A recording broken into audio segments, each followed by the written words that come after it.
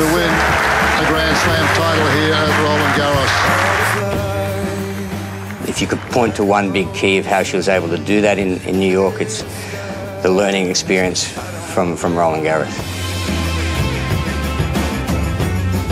I think it's important that Sam really does not play the ranking.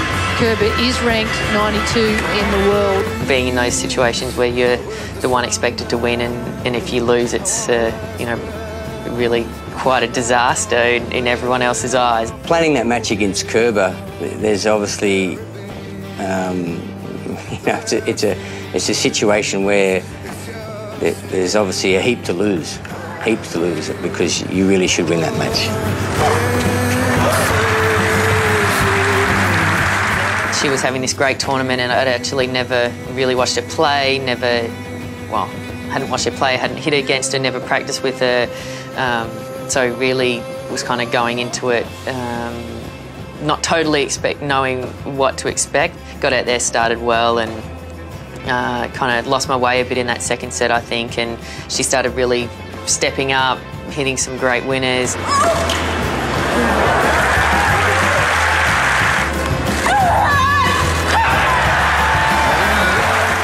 Probably tried not ask myself what if and what if this goes wrong, because you always seem to ask the negative side of that, because it's never what if I win, really. It's always what if I lose, what are the repercussions going to be? She knew in the heat of the battle, I cannot let this slip away, and I've got to take control and assert myself.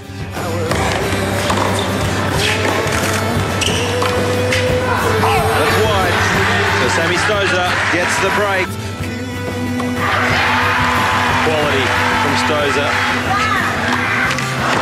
And she does it. Sammy Stosur is into the final. There's no doubt that the disappointment at the French Open last year, losing in that final, helped me walking out for the final this time in New York. So I know that I didn't want to experience that again, and absolutely did whatever I could to be better at the preparation, the way I handled my emotions and all that going into this year's final.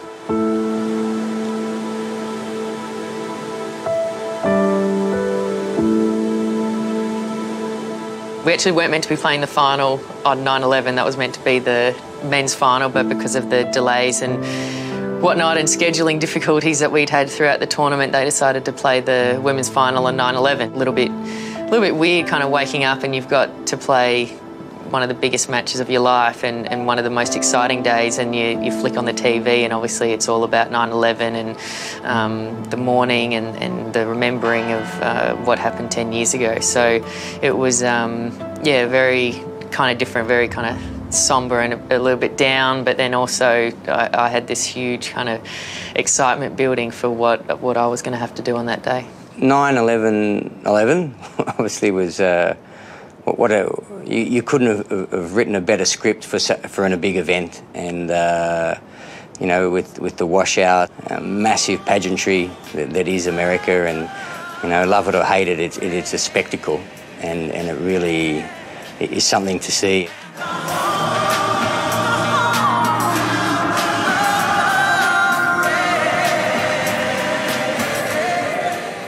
I knew playing Serena in the final was going to be a huge challenge, and I knew what her record was in Grand Slam finals. And I think having beaten her twice before definitely probably helped me think that it was possible. And one of those times that I did win was actually in a Grand Slam, in a big match in the quarters at the French. So I knew that I'd done that in a big tournament, and I thought if I put it all together, then there's a chance. I gave Sam a little.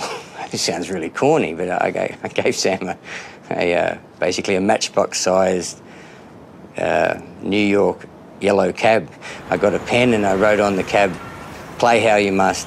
Dave's told me that little phrase numerous times throughout my career, and probably more especially the last couple of years when I have been in the other Grand Slam final that I played and other big matches. No matter how you're feeling, how nervous you are, how tired, how whatever it is, I know the way I've got to go out there and play if I want to win.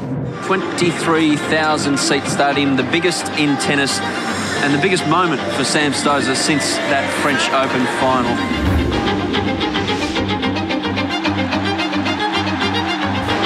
It all seemed like it had earmuffs on for me. I don't know why. It was loud, and everything in America is loud and big, and I just remember massive flag, and obviously the size of Serena walking on next to Sam is always intimidating, and she just seemed bigger that day though.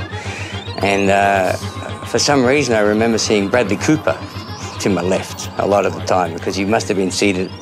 Well, he seated very close to me, but had eyesight. It felt good out there. It was a good atmosphere. Obviously felt like the underdog playing the match and not the crowd favourite being the Australian in an American's home territory. For sure, there was maybe a little bit of pressure on her to live up to that because of the way everyone had been talking leading up to the final, and that she was going to breeze through and win the whole thing. So I really just had to think that, you know, I knew that was the way it was, but I deep down knew that I had the game and I was capable of winning.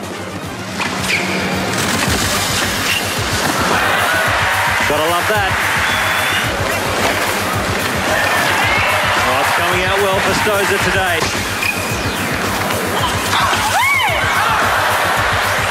Already, to me, there's signs that Serena Williams is nervous. And that's long. So a great start for Stosur. She gets the first break of the match and leads 2 games to 1. Oh, Sam Stosur.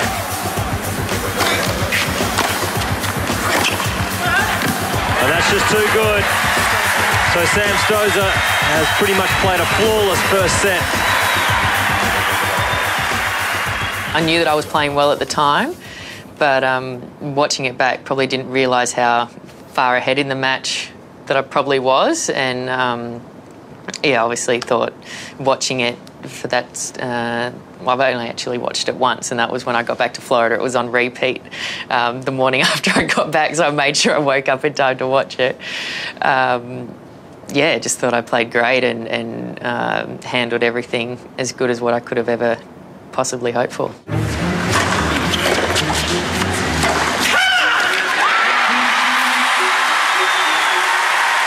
That's almost, is that allowed? She hit that ball and there's a loud come on. I think the umpire's going to interject here. She said it before Stosur had actually made contact on the ball. There you go. So she's going to lose a point? She's going to lose the point. When I saw Serena have that issue with the umpire early in that second set, I really just tried to not be a part of it. I knew I wasn't a part of it anyway, but I actually couldn't hear what she was saying or what the umpire was saying to her because the crowd absolutely erupted. And it was probably the loudest crowd I'd ever been a part of, and being out on that court with the way it's structured, you just felt like there were 25,000 people standing on top of you, and it was quite a intimidating feeling actually. You're haters and you're just unattractive inside. Who would do such a thing? And I never complained. Wow. Once I realised, you know, what really was going on and what was happening and changing ends and all that, really just wanted to get down there as quickly as possible, stay out of her way. So you got Serena Williams all fired up, Sam Stosur here, almost a passenger to a certain degree. It can't be easy for Stosur here. Really felt quite unsettled at that, and I had, you know, the thought going through my head, that was the worst thing that could have ever possibly happened. This is going to be the turning point. I think the worst moment for me as a coach of the final was the outburst from Serena. It was quite disturbing how it almost changed the match, but unbelievable credit to Sam for not letting that divert her concentration. Oh, Stosur. How good's that? Oh, you got to love this. What attitude here from Stosur. Clear to me, she's worked hard with her team here, Stosur, on a game plan.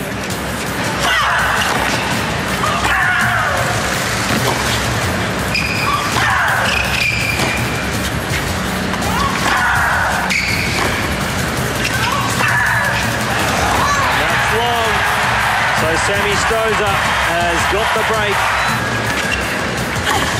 Well, that's just too good. Stosur just one game away from her first ever Grand Slam victory. Be much easier to win this on the return than have to sit down there and walk around and serve it out. And she's done it. Sam Stosur has won the US Open.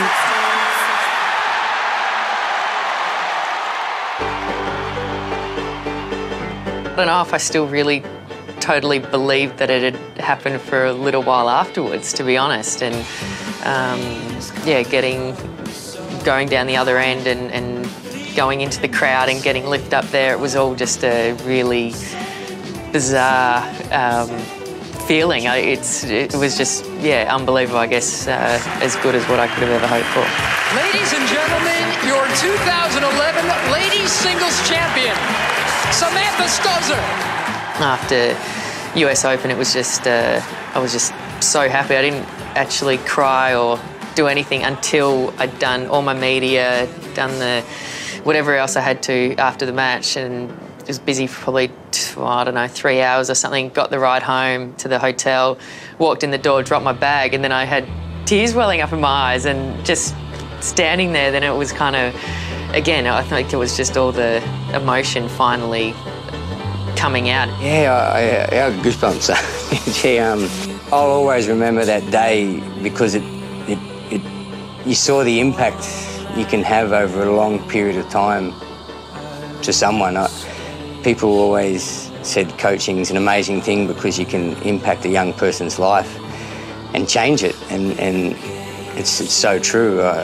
Sam was quite an introverted individual when I started with her 4 years ago, and now she's very self-assured, got great belief, and is a role model to others. There's been, you know, a couple of awards nights in the last couple of weeks where they've got all the footage up there, and you really want to watch it, but then you don't want to look like you're watching too much because you know it's yourself, and I always get a bit weird about watching video footage or things back of myself. It always is a bit weird, and you think, you know, you don't sound the same, you don't look the same, but yeah, it's obviously something I know I'll always look back on, and it'll always, yeah, no matter what kind of day I'm having, I'm sure that's always going to brighten it up. I don't think it's really changed me. I mean, I've achieved something that I've wanted to achieve, but I think I'm still the same person. I do the same things, go to the same places, eat the same food. Nothing's really changed. I don't want to change. It's just what I do, and you know, that's great, but I am who I am. This has been a Fox Sports production.